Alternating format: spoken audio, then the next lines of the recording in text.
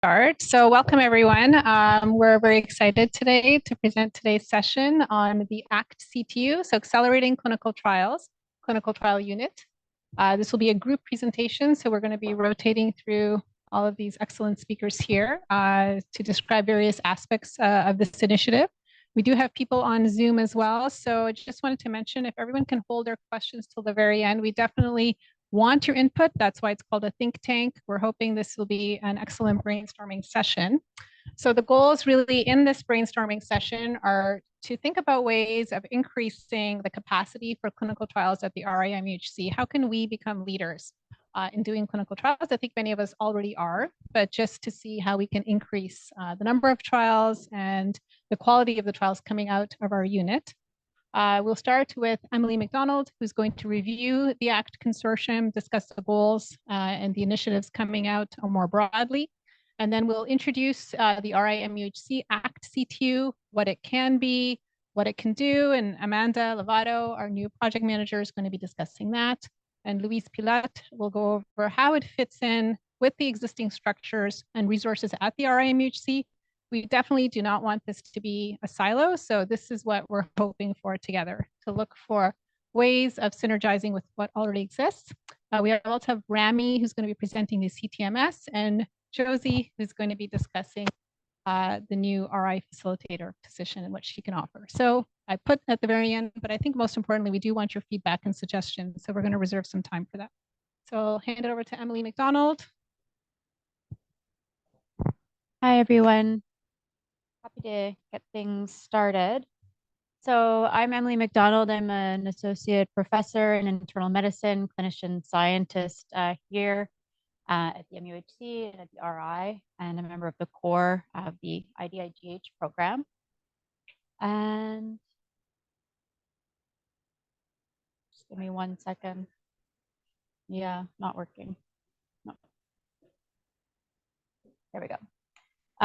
So just to, put this into context, what we're going to talk about today, which is the Accelerating Clinical Trials Consortium, this really was born out of the pandemic.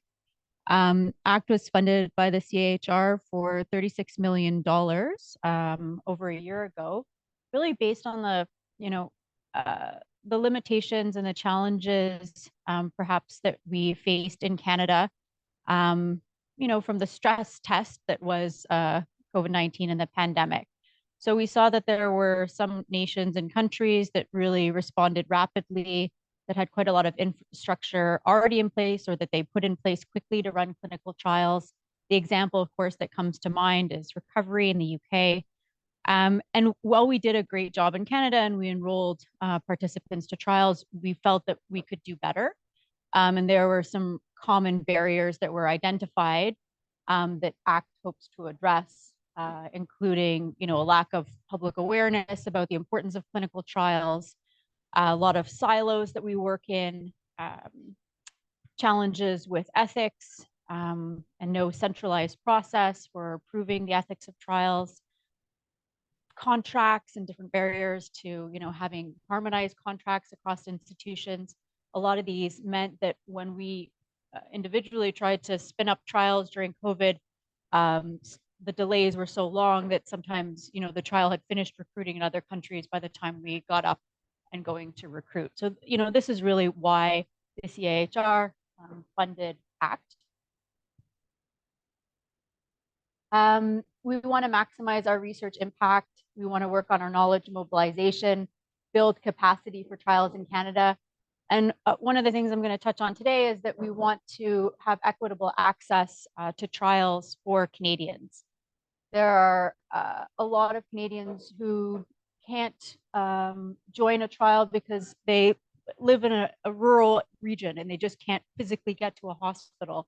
We're such a huge, huge geographic country that we have patients who live out in remote regions, and the barrier of having to come to the hospital to enroll in the trial exists for a big proportion of our population.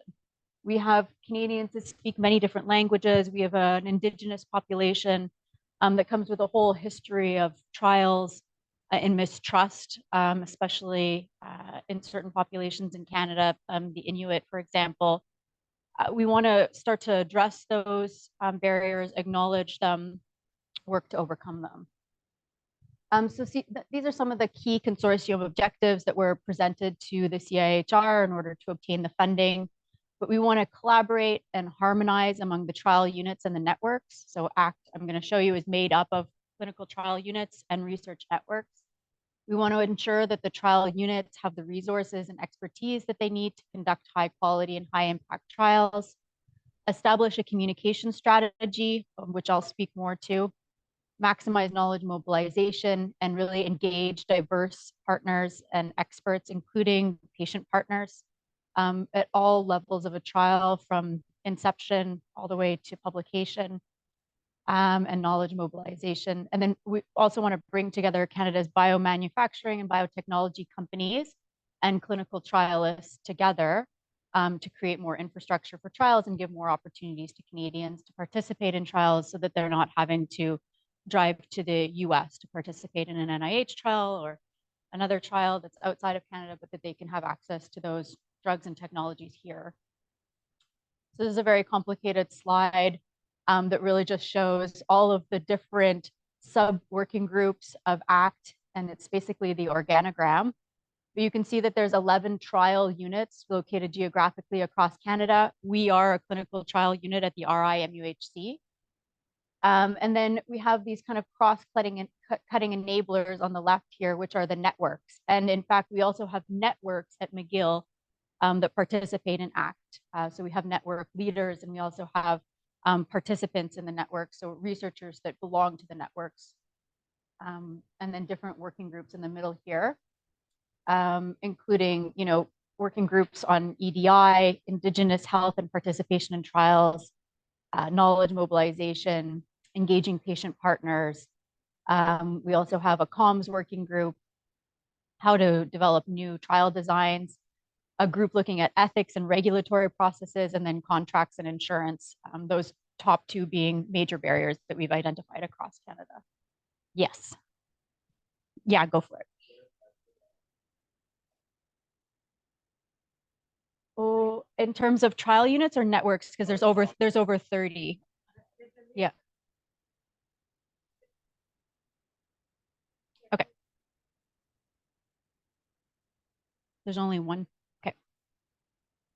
So here at the RI-MUHC, this is the leadership. We have Dr. Rouleau, who's actually a co-chair of the consortium. We have co-chairs of the RI-MUHC clinical trial unit, Dr. Pamidi and Dr. Pilote. We have network leaders, Dr. Bourbeau, Dr. Lee, Dr. Majimer, and myself. And then there are network members listed there. Key deliverables, I think you're starting to get the idea, but we really want to come up with a centralized process for ethics. We say central ethics board, but there are other ways of addressing the problem of each hospital and each trial unit having to submit their own ethics process. That could be a central ethics board. We want to look into master trial agreements. There's also an insurance plan that's being put in place. If you've ever tried to conduct a trial and recruit participants from outside of Canada, that can be very challenging because of the cost of insurance. So we do have a plan in place to address that. And then we have a marketing and communication strategy. We've actually hired a firm that ran a campaign in Alberta called Be the Cure. And that's Tim Hannes is the president of Habit, which is the company that's running our communication strategy that's public facing. And he's the co-chair of the communications working group with myself. So the campaign that's public facing is going to ideally teach Canadians about the importance of clinical trials and about participating in trials either for yourself or a loved one, someone you know. It's going to run from January to April. And again, it's based on this campaign that successfully took place in Alberta. So this is just some of the creative behind the campaign, but there'll be posters that we can put up in our offices. There's outreach to media, print, social media, radio, newspaper, television that's going to be running this campaign for the 4 months in 2024. That's all set up. It directs patients to go to a website where they can actually search a database that's patient public friendly. So you could put in Quebec arthritis, and you would see which trials are being led in Quebec related to arthritis, and you could sign up for one of them. This is just some examples of what the website that the public is directed to, but it has different stories, testimonies, patients explaining what it was like to be part of a trial, how they benefited. Most people who do actually sign up for a clinical trial, it's based on altruism. So there's, a lot of discussion about how you're the missing piece, or you're going to help us complete the puzzle. We need you. We saved you a spot for this trial because you're really going to help us get to the answer and help other people. And again, that's just the timing and the different ways that we'll be reaching out to the public. I think that RI-MUHC can benefit from this campaign because we can increase the number of participants that are directed towards our clinical trials. So it should help us with recruitment. And also, I believe it could help us to find patient partners who will participate and work with us in our trials. That's just some of the ways that I think that the RI clinical trial unit can benefit from the Be the Cure campaign. So I'm going to pass things over now to Sushmita. Thanks so much, Emily. I'm good, okay. So as Emily mentioned, there are 11 clinical trial units across the country. So we are the only one in Quebec, the RI-MUHC. Well, Laval, oh, you're right. Yeah, University of Laval, yes. So just to say, there is going to be also a portfolio hospital page that I'll tell you about, where there are other connections to more remote areas. But in essence, each clinical trial unit does have an expertise. And for us, I think one of our standout features is that it's a diverse patient population. It's including both child and adult health, and a lot of the other units are disease specific. But I think that's one thing that stands apart from the rest. And certainly the idea is that when there is a network application or a clinical trial coming out of a network, it should be run out of a clinical trial unit, one of these 11 clinical trial units, and fosters collaboration across units. So we'll hopefully increase participation of participants in trials across the country. So this is what I was talking about the portfolio hospitals. There are 20 portfolio hospitals that have been funded across the country from ACT. So they do receive some basic infrastructure support to have a research coordinator to actually set up and provide some expertise to be able to run a clinical trial to access patients and participants from more remote areas. So there is one close to here, so Cité de la Santé and Laval, as well as there's 2 near Quebec City. So if that is something that you're considering or would be of interest to you, please reach out because that is something that, depending on the trial itself, there may be some expertise there to run your trial out of here with connections elsewhere. And Emily also mentioned about the network. So currently there are 28 networks that are incorporated into ACT. So in order to be eligible, and this is a key point for an RFA, so far we've had 3 RFAs. You really need to be part of an existing network that's associated with ACT. Many of these networks either represent a patient population, a disease state, or an intervention. So I encourage you to go to the ACT website and review them, see what's available, see if there's anything that aligns with your interest. And I think reaching out to the person leading that network would be very important so that you can be part of that network and get support from that network if you're thinking of putting in a RFA for a funding application, okay? Now, there is the acknowledgement that a lot of the disease states and clinical trials are not represented by the current networks, which leads me to talk about RFA 4, which is essentially the development of a new network or existing network that is not currently part of ACT. So if you are thinking about this or have a network that you're part of or leading, please consider applying for this next RFA, which the deadline is at the end of January. Stream 1 is the need to have a network in mental health. So that's already been identified as a need. And Stream 2, there's 5 other areas of need that you just need to be able to justify that this is an area of need, that there isn't a existing network already in place.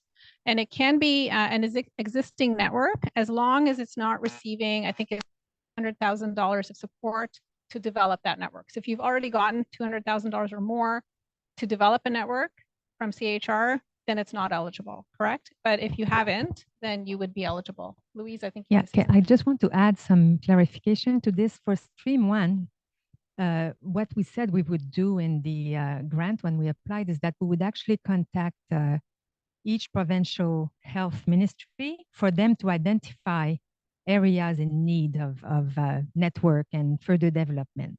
So the one that came out was actually mental health. That's why it's there. And then the other areas of need, you know, we need to justify when you apply that this is a network that's not currently represented in ACT, and it's an area that needs people to come together to specifically conduct trials. For the RI-MUHC, this is a good opportunity because we're building networks now. So, you know, if it's a translational network and one aspect of the RI-MUHC network is a trial focus, then, you know, we need to reach out to other investigators in Canada from at least 5 provinces at 5 or more sites, and then, you know, use what we're building here at the RI-MUHC and apply for the RFA4. Thank you. So please reach out to Amanda. Her email is there. She can help coordinate and get an internal review process and think of strategies for your network to be most successful. So the deadline is at the end of January for that. So the governance of our unit, in addition to Louise and I, who are co-chairing it, is, of course, I want to introduce more formally Amanda Lavato. She just started in October and has really taken this on. She is the point person for our unit, really has developing a lot of the initiatives which she's going to be presenting later today. We do have a steering committee representing a variety of programs here at the RI, as well as pediatric and adult health. And it's just important to mention that we've already met a few times to think of some of these initiatives, to clarify the governance of the CTU and also look at the budget. But I think one of the main goals will also be to meet more regularly once we officially launch in order to review the trials that are under ACT, to look at how we can further optimize them, either through collaborations, facilitating some of the other expertise across the CTUs, or simply by providing staff support. So that is one thing that is important, is the funds for this need to be used only for staffing. We cannot use it for other support. There's a quick point of clarification in the chat from Dr. Nathalie Diane. The network is not a specific trial, right? No, it's not a specific trial, but you do need to propose a trial as part of the network application. It does need to be a trial focused network. So in the summer, if many of you remember, we reached out to those individuals conducting trials at the RI, and I won't go through the whole process of finding that, but just to say it's not very obvious because Nagano does not distinguish between clinical research and clinical trials. But we were able to find out who was conducting trials at the RI through our various resources, and just actually sent out a needs assessment survey to see what are the existing needs for people running trials at the RI. You can see the composition of the research population, including both pediatrics and adults, also by research specialty. And many of these individuals were doing PI-initiated trials. And just to summarize this pretty briefly, I think we all can actually guess what the needs are, but many of us felt there was a need for highly specialized shared staff, including, and probably first and foremost, regulatory specialists, not really necessarily to be in the REB or contracts office, but to liaise with those offices when there's issues. Health Canada submissions, methodologists, and statistical support for actually developing a statistical plan, protocol development. There were people who wanted to do a trial, but just felt they didn't have that methodological expertise. So having that support was also felt to be very important. Study monitors, grant writers, data management support, including software to coordinate clinical trials, CTMS, which Ramy Saleh is going to discuss, randomization software. And I think trial expertise was highlighted over and over again. And just want to say that having that kind of forum in which to discuss a protocol or a trial with people who are quite familiar with that was felt to be very important. So the key performance indicators, which are coming from ACT, which we actually need to be able to address and report on every year in order to get sustained funding, is actually also very important. So just to highlight that, you know, in addition to sort of providing the staffing support, we actually need to show that we have the operational capability to run trials out of here, and that we can actually boost collaborations across clinical trials. And they will be looking for that. Are we actually interacting with the other trial units? And of course, Amanda is going to be a key person for that. To also look at novel trial designs. So there's already been an RFA on that, but if someone's, for example, some CTU is really good at pragmatic trials, maybe there's a way of running trials here with collaboration with that CTU. and having a data sharing platform to actually track trial data. So finally, I'll try to end off with objectives. And this is sort of work in progress. This is something that we've come up with, but we're certainly open to feedback. And in addition to sort of capacity and efficiency of trials, which we want to be increased, we also want to facilitate that methodological support, the expertise. You know, we've of course talked about, and we all think we'd benefit from having a trialist here at McGill, but of course, I was just running into Kevin, and with all the issues with hiring right now, of course, that's not going to be a short-term goal. And developing a sustainable CTU is also very important. We don't want this to be simply 2 to 3 year project. The funding for ACT finishes, this no longer exists. We have to find ways to ensure the longevity of this with synergies with the SIM and industry partnerships. So the funds that we have available are $325,000 a year. And of course, we have to take away the overhead costs, but that does leave a fair bit of money that needs and can only be spent for staffing for the next 3 years. So of course, we've been brainstorming over the past while, how can we best utilize these funds to support the needs of the people in our unit? So I'll hand it over to Amanda now to... Before you do, there's another point of clarification from Dr. Morin. To clarify, to obtain support for an RCT from our ACT-CTU, does the PI have to be part of a network partner or ACT? No. So currently, in order to be part of our ACT-CTU, we want people who are either running trials or interested in trials to simply reach out to us and they can be part of the unit. Thank you, Dr. Pamidi. I wanted to start off this next section of the presentation by first acknowledging that running a clinical trial is not an easy task. What we want to do with ACT-CTU is to try to make this more accessible to everyone so that when a PI decides that they want to initiate a trial, they don't feel like they're going up to bat on their own, but rather they have the support of a community behind them. With this, and keeping our ACT goals in mind here at the bottom, and also keeping in line with our budgets, we have 7 initiatives that we can do, ACT-CTU can do right now to help our trial community. So we're gonna go over these. The first one is we want to introduce regular clinical trial rounds. We want to do this starting early next year, where trialists from our institute, but also from our ACT network, will present their trial experience and really share their knowledge so that the knowledge for clinical trials is not in the hands of just a few individuals, but it's shared. So that's our first initiative. The second one is to introduce a protocol review session. What will happen is that a PI who wants to start a new trial will propose their idea, their proposed protocol, as well as their trial design in front of a panel of experts, including a methodologist. And also this will be open to the general community where they can get feedback. And we hope that during these sessions, there will be lots of discussions that will really lead to innovative solutions that can save the PIs a lot of money and time. And we hope that by sharing this with the public, it's also going to be a good learning opportunity for everyone.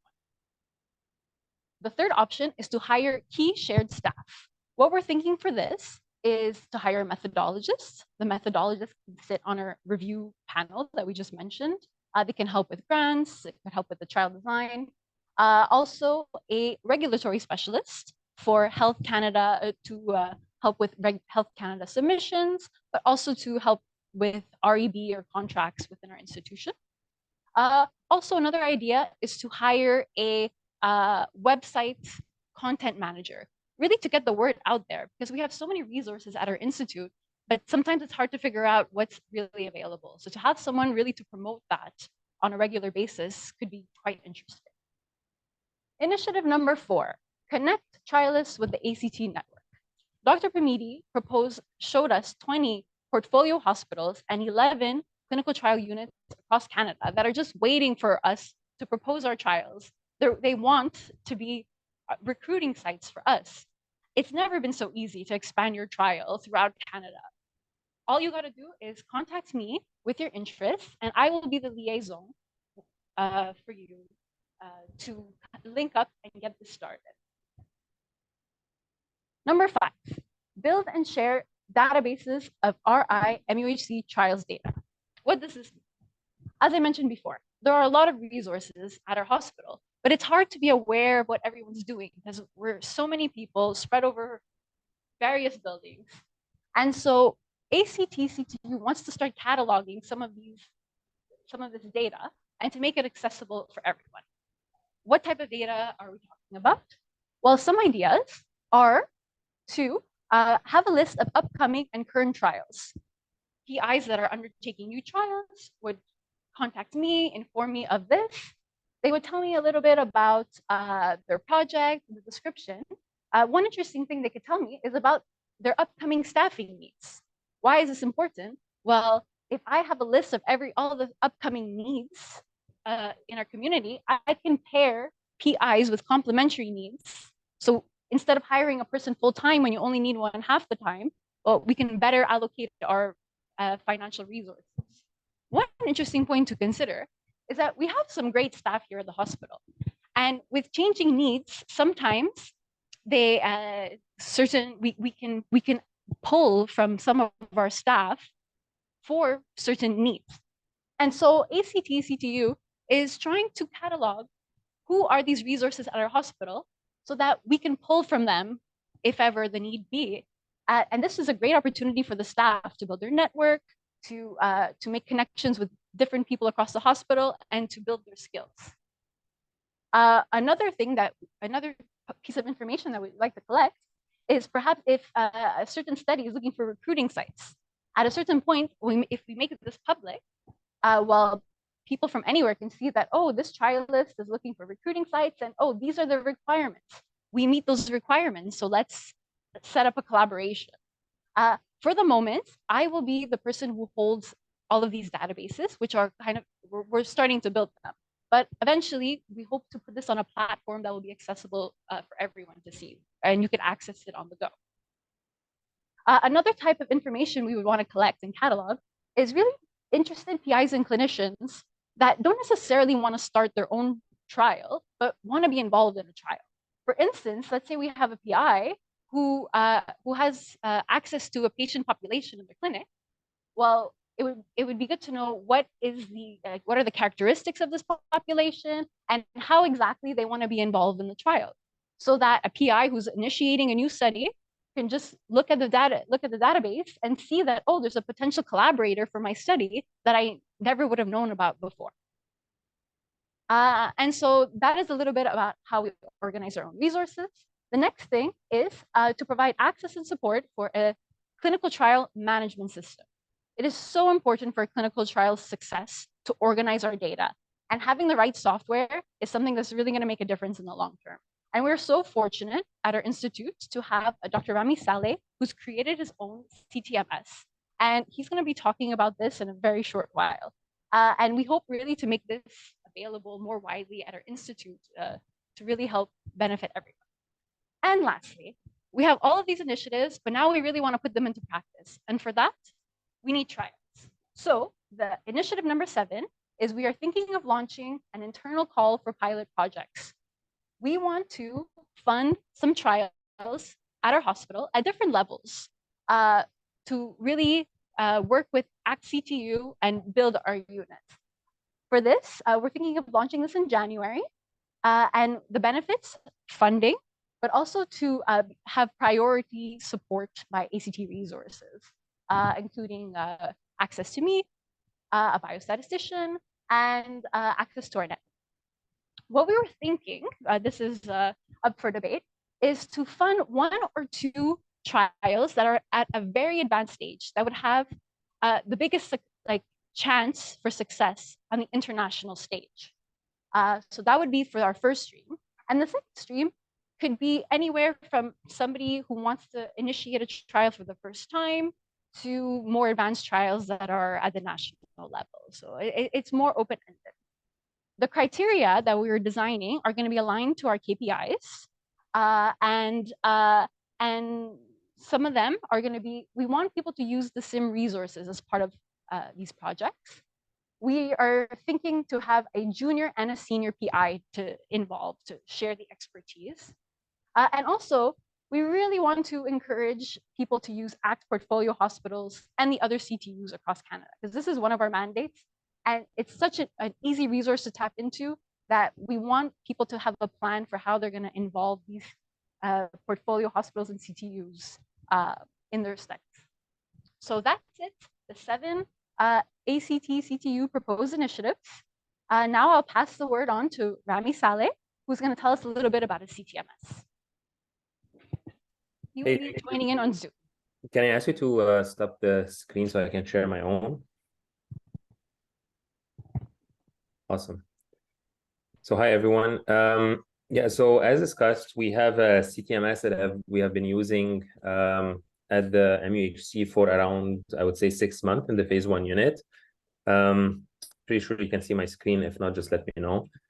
So this is a system that has been used actually in Toronto for the last 6 years. It's been used in 5 different departments in 2 hospitals over there. So I just moved the system here because, as it was mentioned, we cannot conduct clinical trials without a system in place. And among all the different types of clinical trials, phase 1 trials are the most competitive. And so we needed a system so we can keep up and be competitive in Canada. So I'll show you our system. This is our live system with our live patients and data. So when a user logs in, it automatically takes them to a dashboard, which is this. And it's made to be very easy and very simple and straight to the point. So each system looks differently. So this is the oncological system, obviously, because I do oncology. But when you log in, you automatically go on the active clinical trials of a certain department. So what I'm showing you right now is the phase 1 department at the RI-MUHC. And so it tells us, the system, that we have 6 active trials that are accruing, and it lists all the active trials, and then it filters them based on the patient. So it tells us how many available spots are available to include, how many patients we have given consent and not signed yet, how many patients are in screening, how many are on active therapy, how many stopped for the active therapy yet they are still on follow-up, and how many completed the trial and there's no need for any more follow-up.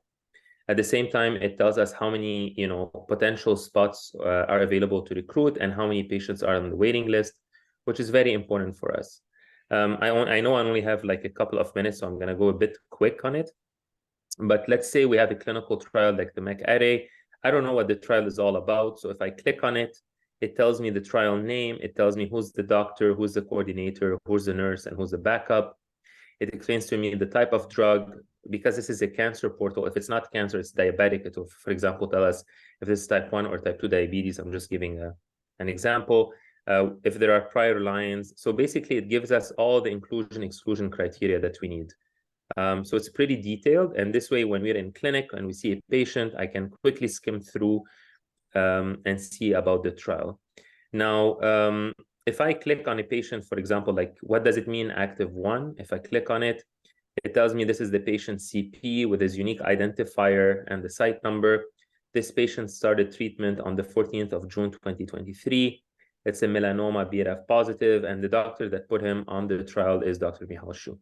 So I'm able to track every single patient, when they were treated, what day of the month of the year they were treated, what kind of disease they had, and who is the doctor responsible for that patient. Obviously, you can filter through all of this. If the trial is on hold, as you can see here with my mouse, or closed, then you cannot actually recruit patients. So I cannot open the slots, and this is a safety mechanism in order to avoid any issues. We can search trials by free text over here. So I can write, do I have a trial with PDL? It will tell me, yes, there is a trial for PDL. I can search the trial by state, by a biopsy, by a tumor type. It could be whatever we want. And this is, if I'm in clinic and I see a patient, let's say, I only give oncology examples, but you can replicate it in anything. But let's say I see a patient with a head and neck cancer, and I'm not sure if there is a trial available. So I just click head and neck, and the system tells me that there is 1 trial available, and there is 1 slot that I can approach the patient on. So it's very quick in terms of recruitment. At the same time, what is extremely important is that this is a very safe system. So there's an activity log. We can track every single person, what they're doing. And the most important thing is the statistics. So this is live data. So what you see is I don't query, and it takes us, let's say, ages to get the numbers, and there's no Excel sheets. But for example, part of it is in 2023, it gives me each trial that was opened, when was the date submitted to REB, how long it took for REB to approve it, what was the duration until it got activated, and if the study got closed, how long it took. And this is important because right now we have no idea whatsoever on if there is a trend in bottlenecks in opening a trial at the MUHC or at any other site. It even tells me how many studies are available per company. And also it tells me how many patients I'm able to put. So for example, in 2023, we were able to input 13 new phase 1 patients. That's, by the way, a record. We usually put 2 patients a year. At the same time, we have some QIs. It tells us how many patients have been screen failed. It even tells us the reason why they got screen failed. So we're able to learn if this is an internal issue or an external issue, given that screen failures usually are, makes our team inefficient. It tells us how many patients we're seeing per month. It even gives us a snapshot. So for example, like this second, we have 2 patients in follow-up, 11 active, and we have 3 available spots. So it's able to give us accurate data. In terms of physicians, it tells us how many clinical trials are open per physician.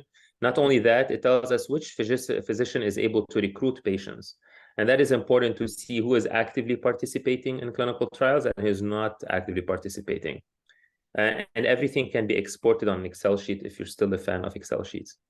What is important from an operational perspective is we know who is busy, who is not. For example, a coordinator, we know, for example, that this coordinator has 3 studies with 6 active patients. This coordinator has 1 study with 5 active patients. We're able to filter the clinical trials per coordinator. The same thing for nursing. Now, right now in phase 1, we only have 1 nurse, but we can also filter the clinical trials per nurse. This is in brief what I wanted to show you.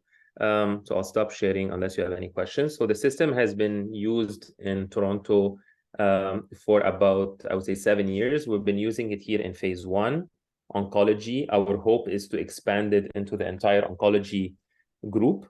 The beautiful part is that it can create a network effect. So for example, we have doctors who have special access from outside the hospital that look at our trials to see if their patient is eligible, and then they can send us our patients. And the system is being expanded to create a network effect where like one big trial group can control multiple hospitals at the same time and track all the patients in real life. So that's the system in a nutshell.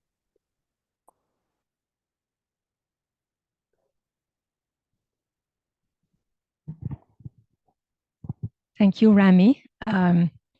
Just to add to Ramy's presentation, this was oncology-based, but there's now development of a non-oncology-based CTMS. So we'll ask Susan to... So my role at this point is to advance the slide myself, but to try to show you a little bit how the ACT-CTU is integrated in the RI-MUHC. For a while now, I've been trying to really understand the activities at the SIM and understand, the various support services that are available at the RI. So how does the ACT-CTU complement the existing services, again, with the overall goal to increase our capacity, expertise, activity, number of people doing trials at the RI-MUHC. So this is the available resources, and this is going to be available for you if you want to look at it. And these are the various emails and all that. And then what I'm going to do next is where you see the pen is where the ACT-CTU will try to fill in the gaps for conducting the trials at the RI-MUHC, as I've said. So we're going to go through each step of conducting the trial. So there's a pre-submission stage. You have an idea. You contact Amanda. She directs you to the pre-award office. Benoit here and Susan James and Nicole have been really instrumental in really revamping a pre-award service, and I want you to know about that and then how it can be enhanced by the ACT-CTU. So currently, this exists. If you have an idea for a trial or any study for that matter, you can go to the pre-award office and make sure that you avail yourself of these services that are currently available. And then what the ACT-CTU will do is that it will help provide letters of support, and it will also help in developing a budget that is compatible with the conduct of a clinical trial.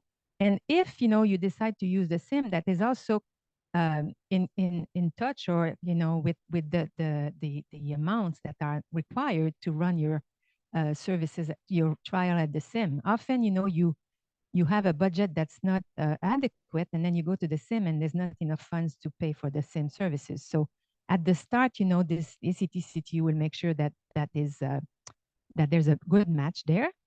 There will be help with organizing this DSMB for study planning, and then we will provide a bank of grant templates for clinical trials. So again, we want your feedback, but this is some of the feedback that had been provided by the recent CTF, the $41 million, I don't know if you recall, call for proposal, and then the pre-award office was really helpful in helping, but identify some of those gaps to really support the conduct of trial, not the conduct, but the preparation of an award for a trial. So what are the steps, in developing funding? And again, I'll go through the step and show you where things are already available. So we went through the protocol drafting with the pre-awards office. And with the protocol drafting, Amanda showed you also what the ACT-CTU can do in terms of, getting feedback on your protocol during the rounds and getting feedback from a methodologist and your peers in order to improve your protocol. Once you have an idea and a protocol, then there's establishing the trial and a design. And we have collaboration with the biostats unit here at CORE to actually hire biostatisticians with specific expertise in trials to help with the design and the biostatistical issues related to trials. And the ACT-CTU will also help in identifying study sites. Now, if you need staffing and you plan to use the SIM, I just want, again, to make people aware of the staffing at the SIM that is directed by Nadine, and is divided in two, the adults and peds and medical oncology. And then, you can contact the managers if you have a study and see, what are the available, different types of people, going from coordinators, dietitian, nurse, and so on, who can help you conduct the trial. So that gives you an idea of what's available right now. And of course, the SIM has to match with the needs. So if there's more experience of PI-initiated trials that go to the SIM, then we can match, the available staff with the needs of the PIs. It has to be an ongoing process. In terms of the data management, we again now have here at CORE the core that can help.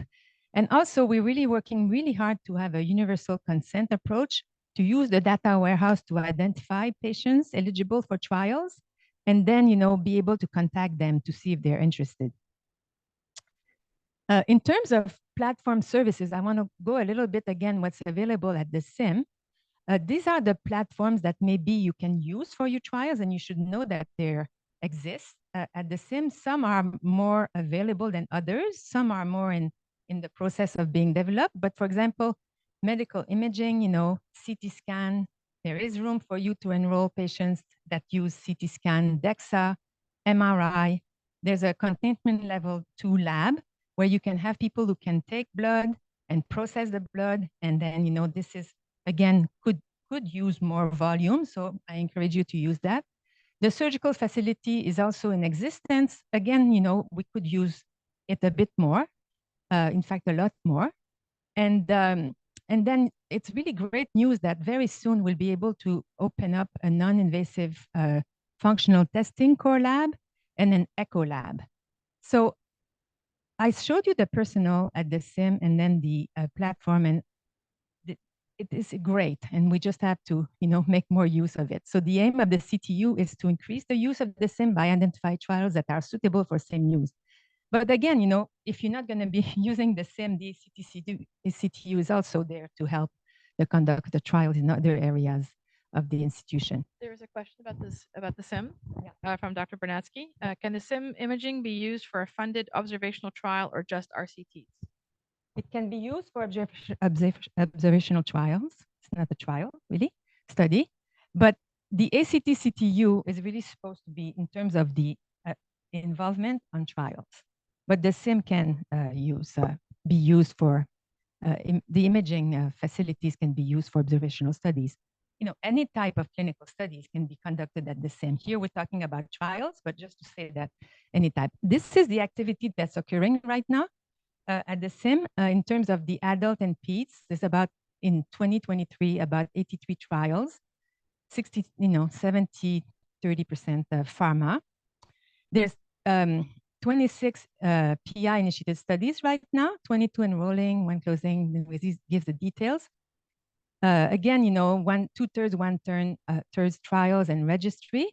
And there's 15 PI in 8 different therapeutic areas. Just to note that this is not a lot of PI using the SIM to conduct, at least for PI-initiated studies, studies at the SIM. So I think in a discussion with the SIM staff, with Nadine and Aras, the managers of adult and peds, there is room, to increase the volume, and then by increasing use of, then we can get feedback and improve the conduct of the studies at the SIM. And for medical oncology, that's under the medical leadership of Ramy, there's between 100 and 150 trials, depending if they're finished recruitment or just follow-up. And again, there's more pharma than PI investigator studies that are conducted there. Just to say that for your knowledge, that the options for running studies at the SIM, there's studies that are run entirely by the SIM staff. And that's what mostly is happening in medical oncology. You can use some of the services that you saw in terms of some imaging, maybe some coordinator, maybe one nurse, or you can bring your own team and use the SIM space. So just to say a little bit how, just going back a little bit, what I've learned a little bit in the medical oncology group is that there's discussion about once a month with trialists and physicians about what are the trials, mostly for pharma, that should be picked up and then, run at the SIM. And there's not such of a discussion ongoing in the non-medical oncology aspect. So maybe it's something that we need to organize so that, we're more, maybe through the ACT-CTU and the ACT networks and other units, maybe we can see how we can participate in trials, lead trial, and then a way of becoming more aware of the activity there. So again, with the goal to increase capacity. So just to finish here, the other things that are in terms of available in the development of a funding application is the budgeting. And at SIM, you can get help with your budget. And also, once you've done your application and you want to go through Nagano, you can also, get help with the Nagano submissions for trials. And the ACT-CTU will be involved with helping of all of these steps, as you can see here. So this is just a summary of the clinical trial workflow from pre-award stage, regulatory affair, and study startup, study conduct, study closure. And it shows you what resources we have, okay? And it shows you also where the SIM, the ACT-CTU can be involved. I focused on the pre-award stage, but there's other stages as well that there's support existing, and then the ACT-CTU will complement what's not existing in order to help with the conduct of trials. So there's another question from Dr. Morin. If we consult with the BCU, there are costs incurred by the PIs. Is there possibilities for financial support for preliminary evaluation, as Dr. Pilote mentioned? So the pre-award and the ACT-CTU is part of kind of the, let me rephrase that. The pre-award section, the support services are available free. Once you get your funding, then, you pay for the funding. So, once you get your funding and you need money to analyze your data, then, you pay. But for designing the trials, the idea is that the ACT-CTU biostatistician will be there provided for free with the funding of the ACT-CTU, okay? So kind of, to really maximize your success, that's the idea at getting funding. And the Research Institute does provide support, and what we've identified as a whole is the help of the, specialized biostatistician in trials that can help with the design and especially on the stats section. Okay, so and now the glue will come to talk to us, Josie. Just to say that as a result of the clinical research retreat that was conducted in last November, I think, one key comment that was made is that we need a point person, we need to help us conduct clinical research and then, help us overcome the barriers. So Josie has already, started, and she'll tell you a bit about her role and how, it overlaps somewhat with the role of Amanda, but it's quite distinct as well. So she will tell us a bit more about her role. Hello, I'm Josie Campisi. I'm the new research facilitator. I'm not sure when I'm going to stop using the term new. They've kindly asked me here today to explain what my role is, because a lot of people may not understand what I'm doing. What I do at the RI-MUHC very much is in parallel with ACT-CTU is trying to do, what Amanda is spearheading, and complements each other. So basically, there are three things my role really focuses on. The first and main thing is what happens day to day when researchers in our research community are conducting studies. It's the day-to-day navigating of our processes, our procedures, things that encompass anything that starts like PI privileges, researcher status, what's the difference kind of questions, to the ethics submission process and the challenges that come with that, to the actual execution and operations of clinical studies. And so I'm really available to the wider RI community. So in doing the day-to-day answering of questions and meeting with researchers and their research staff, coordinators, project managers, program managers, I'm really going to be able to get a sense of where the information gaps are, where the resource gaps are, where we're maybe falling short when it comes to properly educating our research community on onboarding issues, et cetera, et cetera.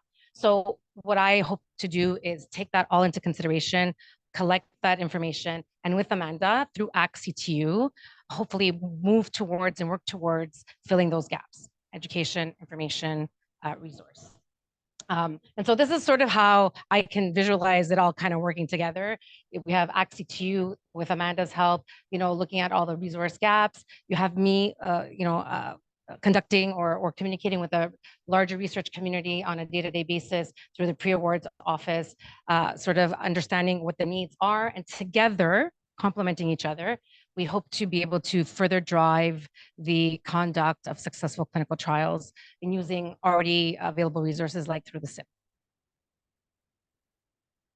The third thing I'm hoping to do is build community.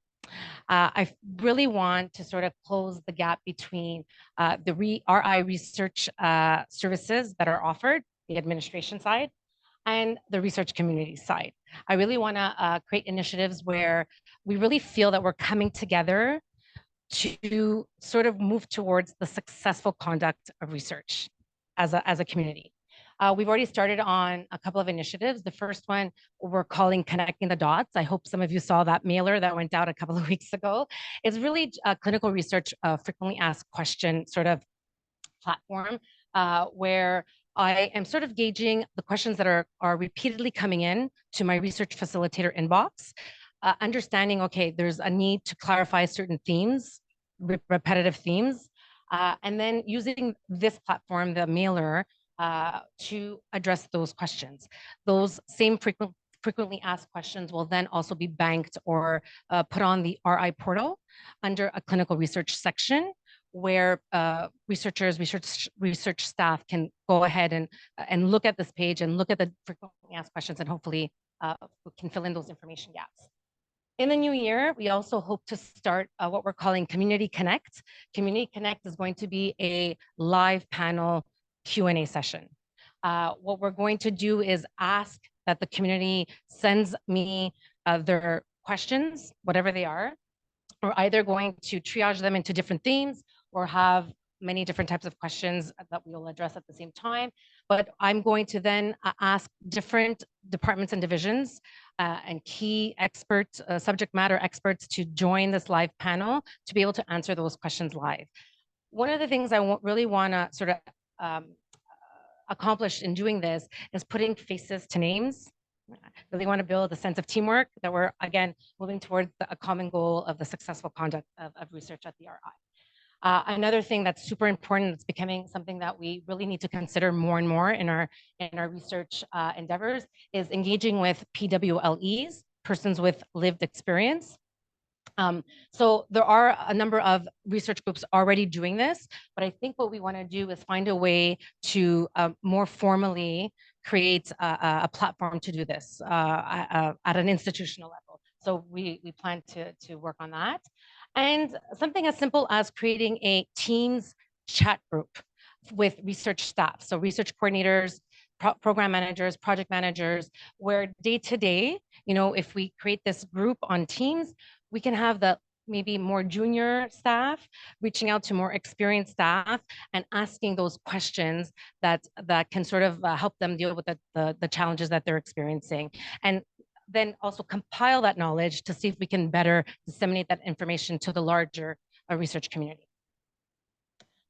Other short-term and long-term initiatives, we've already started on this. I'm working on a guidance document, otherwise known as a F11 checklist. So the ethics submission process or the Nagano submission process can be challenging, especially if you're quite junior and inexperienced with it. So I've already created a draft version of this checklist. It's meant to really dissect the F11 submission form on Nagano into all the different possible scenarios and questions you may trigger based on the type of study you're submitting, and have you be prepared ahead of submitting your study so that we can avoid maybe the delays in having the reviewing committee come back to you and saying, you're missing this document, you're missing that document, you didn't answer this question correctly. So this is meant to have research teams be prepared, have all their documents compiled, and then be able to go ahead and submit their projects to Nagano. And the goal here is to reduce the delays in the review process, in the ethics review process. And finally, this is going to be a marathon, not a sprint. But one of our sort of goals is to create a clinical research page that is user-friendly, that goes through all these sort of onboarding issues for new, less experienced researchers. It'll be like something more visual that you can click on and really find the information you need that will help you conduct your clinical research in a more efficient and efficacious way. So that's it for now. I really encourage you to contact me. My inbox is research.facilitator@muhc.mcgill.ca. I would love your questions. I would love your feedback. I would love your inputs so that we can sort of find out where the gaps are. Thanks.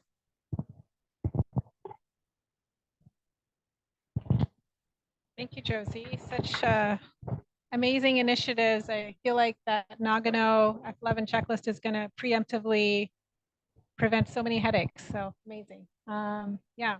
So I think we're running short on time. So what we're going to do is, what are we doing? Okay, we want to build physical presence of teams. If people are interested in having their research coordinators and assistants close to the ACT-CTU and students, please reach out again to Amanda and we can make space for this.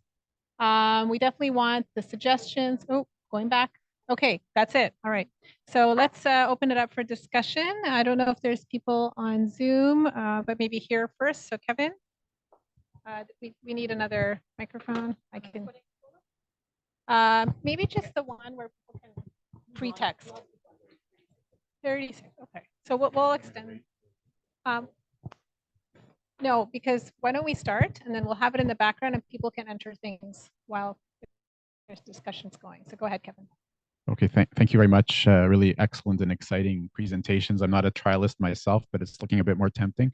No, I'm teasing, but I'm also, as some of you know, I'm also wearing a Department of Medicine hat. So just I guess a few comments as opposed to questions.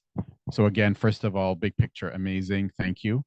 I guess one comment is that I note still that a lot of the RI materials, for example, when you're required to do tutorials for varying levels of qualification to deal with human participants, even in like zero risk studies, they're really focused on pharma. And it's not at all geared to people doing investigator-initiated research. And I'm just wondering if, you know, if that is going to change, because the PI facing stuff is really like, it's actually to the level where it's disconcerting. And so I kind of wonder about that.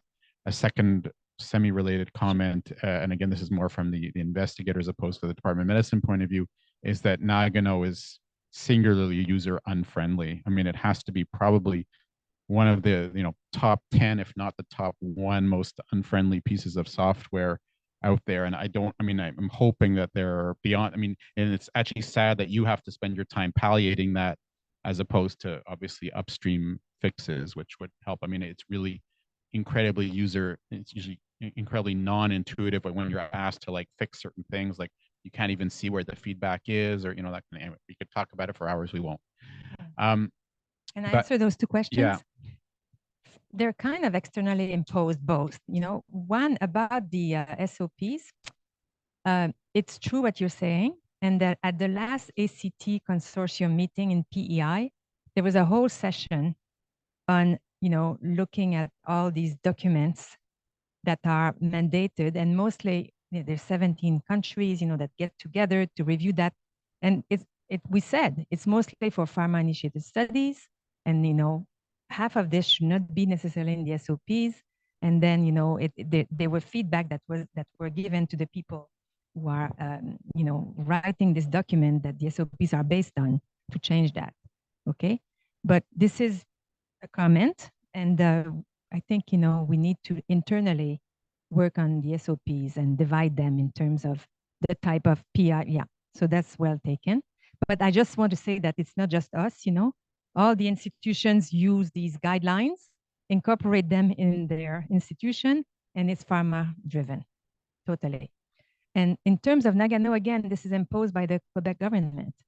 This all the institutions in Quebec. It's not an RI, so. No, that's understood. Yeah, yeah.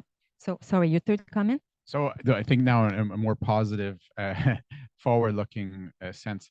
So I think obviously from, as you well know, Louise and others, from the Department of Medicine perspective, obviously we're super interested in bolstering clinical trial capacity and having like faculty trialists, like people with methodologic expertise in clinical trials. Obviously, as Sushmita has mentioned, we have a little small hiccup of the hiring freeze at McGill, which doesn't make that easier. But that said, as you know, there is right now or has been a search for a faculty level biostatistician shared between medicine and EBOH. And I'm realizing that one of the unfortunate aspects of this is I think some of this priority setting wasn't necessarily well, let's say it didn't come through in the job posting for the current hire. But I think that the next one, it will be much clear. I mean, based on this input, it will be much clearer. Well, I hope so, but also, you can select still. We can, but Yeah. it's anyway, we can talk about it offline. That's going to be difficult because it's difficult to, after the fact, say, oh, by the way, despite the fact that you're an expert in causal inference and machine learning, we only want to hire a clinical trialist. Like that. That's right. Difficult, Well, just to say this kind of wanting to have a methodologist has been identified, 6-7 months ago, in line with actually the research, the Department of Medicine research committee that you're leading. And personally, I felt like if we had a methodologist come to the RI-MUHC right now, there was no organization, there was no structure, there was no amenda, there was no, so in a way, at least now we're better prepared to welcome someone like that. No, I 100% agree. And I actually think that, especially given the hiring issues we're facing right now, I mean, obviously, if the freeze gets lifted in a month or two, great. If not, as you well know, one way to palliate or mitigate that is actually to hire somebody on a shorter term, to post a shorter term position, again, for a faculty level person that maybe is a CAS research type hire, which has no long-term financial obligations for the university, obviously in the hope that in the 3 years or whatever, that will turn around. And I think that might be a strategy because, for among other things, that allows us to harness support from the foundations and that sort of thing. I mean, this is an example where like the RI and the department, we have a common priority that we work on together. So that's really great. And there's other, for example, the other departments, peds, surgery may also be quite interested. Thank you. Yeah, that's great.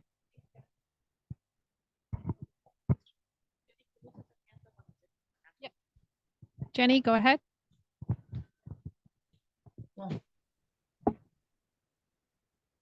Are you able to unmute, Jenny? Yes, yes. Hi. Hi, thank you. First, congratulations, félicitations to the team, Louise, and everybody. What a great initiative, and happy to see this actually come to life. This is very exciting for someone like me who's been around for a while and waiting for this. I do have some comments, but I do have some questions as well. My first comment is kind of what you were talking about before.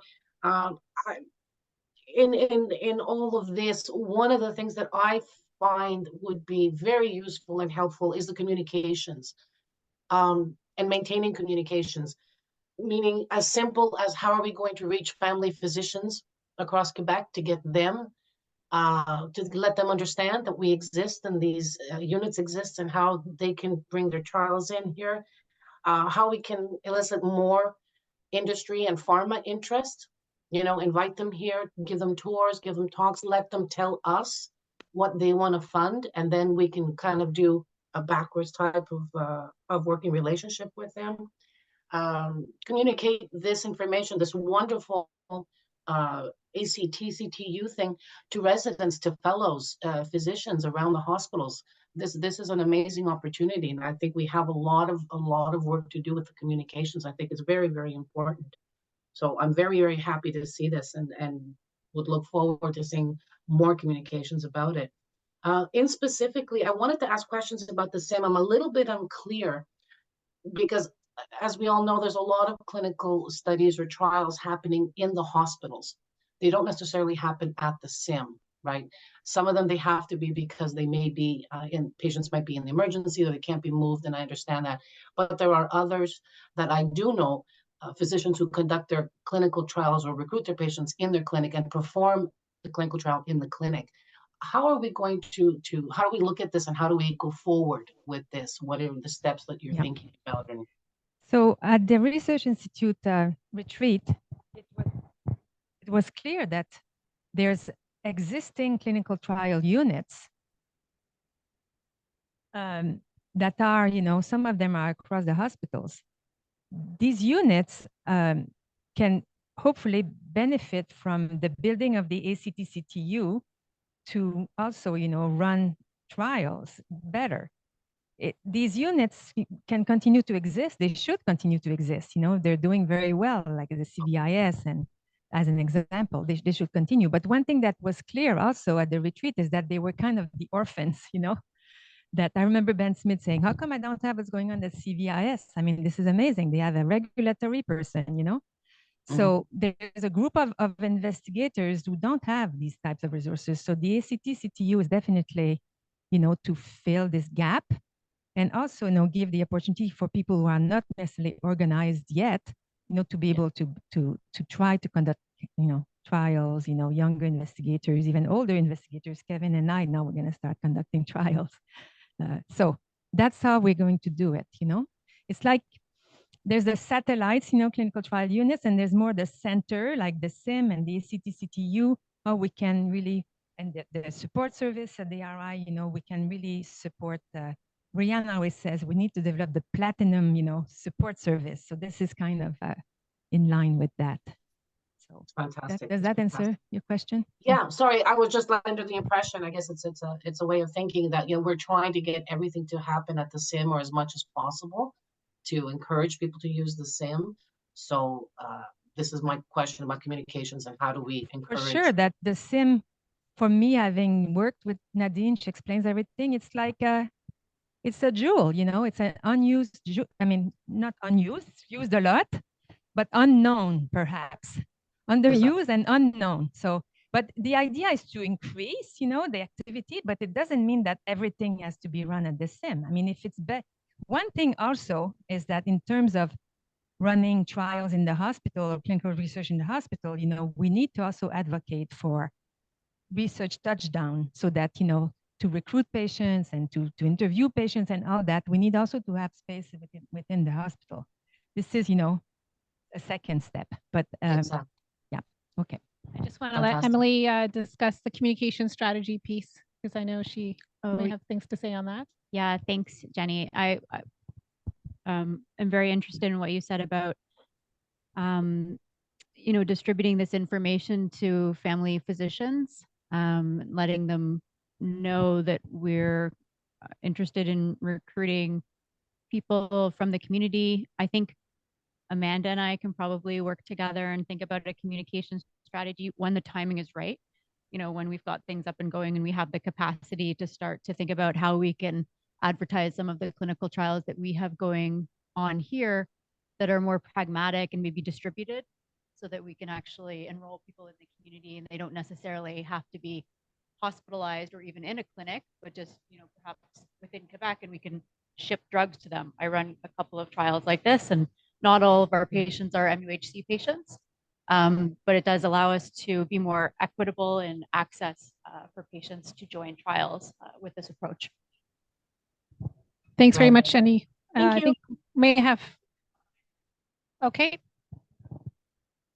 Okay, 2 more questions. So Dr. Morin, are you able to unmute yourself? Yeah, sure. Thank you very much for this. This is very exciting.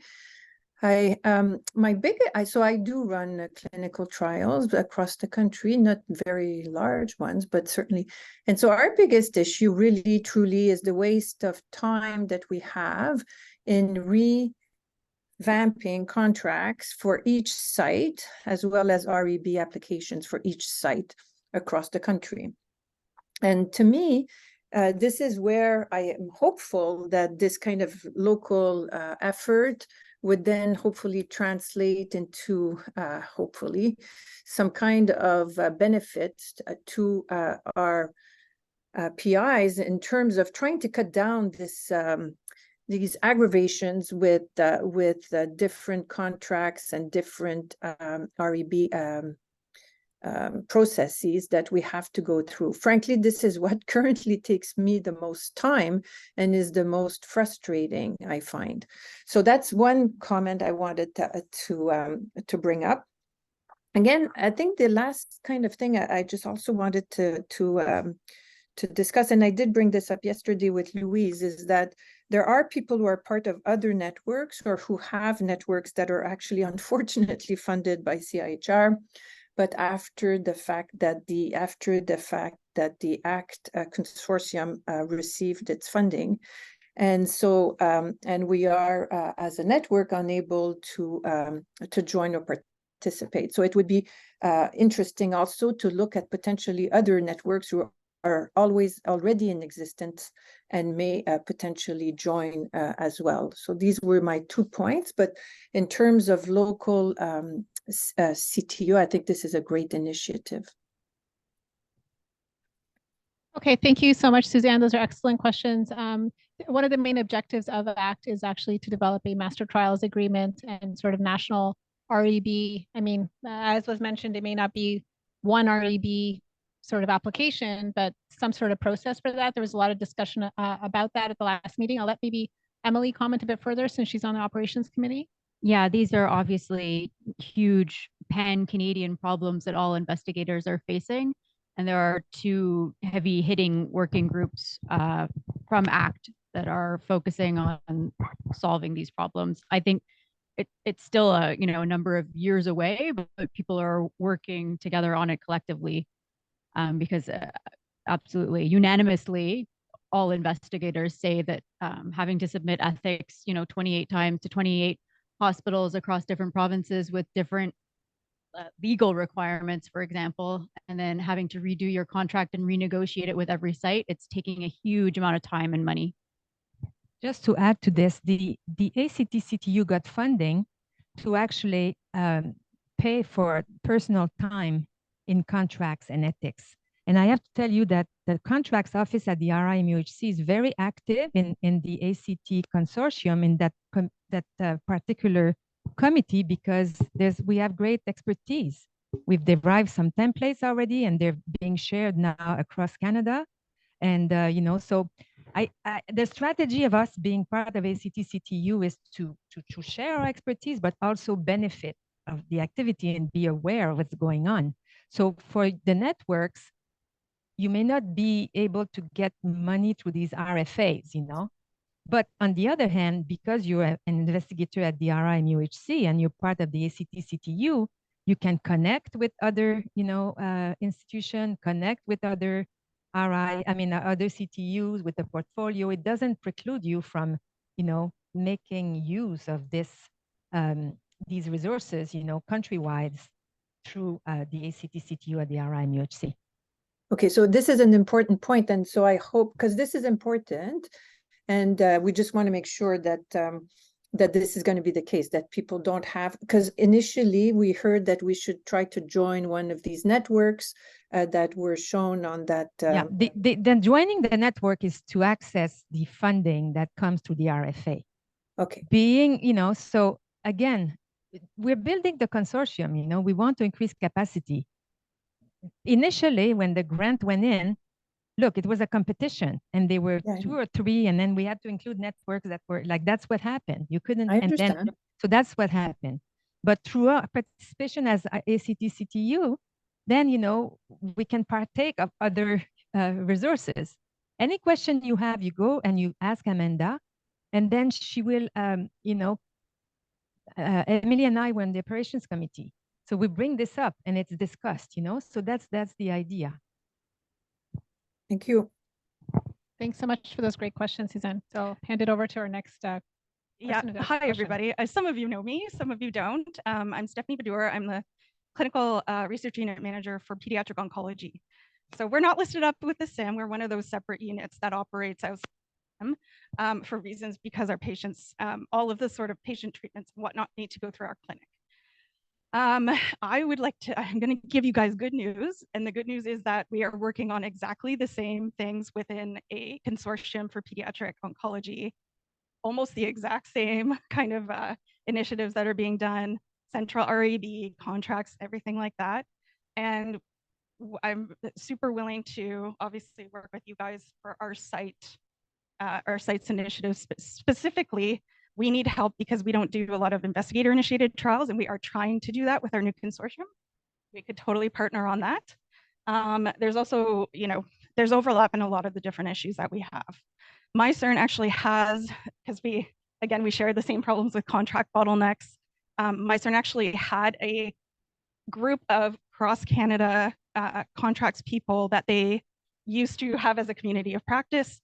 We talked with them, they're going to be starting that up again, and they are part of the network for this as well. So there's things like that, that there might be things being worked on, already within overlapping kind of initiatives. So I'm happy to partner with you guys on that. I will let you know what we're doing. We're very involved. I'm one of the co-leads on the clinical trials theme for this new Access Pediatric Oncology group. So one thing that I wanted to ask about that here that I think is super important for clinical trials, especially here, we talked a little bit about like the culture of research. The culture of research within the hospital itself is not developed, and it is a huge roadblock for departmental review. And so I actually do have a CTMS, a trials management system, that I can show the stats of how long those reviews take. Those are the bottlenecks we're looking at that are the most important, I think, for us to get trials going faster. So is there anything being addressed into that relationship with the hospital necessarily that people have worked on yet? Or is that something that is a thought process that you guys are working on? Yeah, I guess this is going to come from those of us who run investigator-initiated trials, I think, because we're also often the people working in the hospital and seeing the patients. And, I find it very frustrating that I don't necessarily have a treatment to offer my patients. I do think we need to change the culture of the hospital and turn us into a hospital that, doesn't just provide random care, but randomizes to care. Yeah. I think this is our kind of running line and our talking points when we speak to leadership in the hospital. I don't think that there's a strategy with ACT per se where we're doing that as part of ACT, but yeah, I think you're right that we might maybe we need part of the RI. Think about that. Yeah. And I did hear you guys talk a little consent, universal consent. Is that a consent to contact for research that you're working on happening? Okay, so I'm doing the same thing at the same time. Let's partner. Consent ready for it. And then what else was I going to say? I think one thing that we're working on in the pediatric oncology group with the central REB, and I don't know if it's a thought with ACT yet, the only way that it happened in the US was it was legislated to happen by the government. Is there anyone working in ACT on that political piece of changing the legislature to move that along? Because it will not move along as it is right now. Yes? Okay, good. That's what I wanted to see if anybody was looking on it. Because we'll be doing it in pediatric oncology, but it needs to be done for across everything. I think we're going to end soon. I just wanted to say one last pitch for the Be the Cure campaign, which starts in January. When patients go to look up trials, the trials are pulled from clinicaltrials.gov. I know a lot of us register our trials there, but if you haven't yet, maybe think about registering your study on clinicaltrials.gov, just so that when the campaign goes live in January and patients are going and looking for studies, yours is listed and it shows up in the database. I do want to comment on that too. I just went to a meeting and they have a what I call a clinical trials navigator in the adult system for cancer, who they've done studies on this. And when you go to clinicaltrials.gov and search, you're not getting accurate information. So yeah, I don't know if we want to develop something like that, like a navigator to help. Yeah, we pull the trials for the Be the Cure campaign, and then we edit them and we turn them into a kind of patient-friendly wording. But I guess what kind of accuracy issues have you run into? That, like things aren't showing up that are available. Okay. So I can get you guys in touch with the person who runs that navigation in Windsor, and they have people that are dedicated to this. Now, I was shocked actually at the inaccuracy numbers of what's available. So when Great. Yeah, I know, another thing to worry about, but we can fix it. Okay, yeah, put it, connect us. Thank you. Yeah, just let you know. So Emily, is this Be the Cure campaign also in French? Will it be like across Quebec as well or no? So, soyez le remède, of course. Bien sûr, c'est bilingue. Oui. Okay, parfait, just to make sure.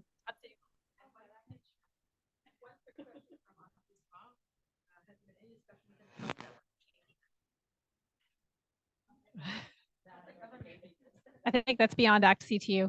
So I just want to thank everybody for attending, for all the speakers. And just to say, for those of you who still have comments and feedback, we really want that. So you can use that QR code. I think if I understand correctly, Amanda, there's a free text to enter suggestions. Is that correct?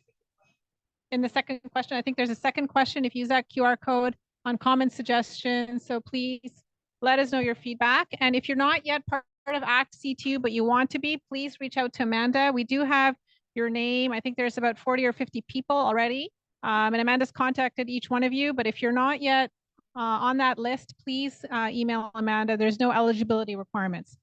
Yeah, and just to say that we registered the session today, and the slides that Amanda prepared that were, you saw, excellent, will also be circulated. And there's the Be the Cure campaign, but we want you guys to be the solution. We need some help. So thanks so much, and we're awaiting more feedback.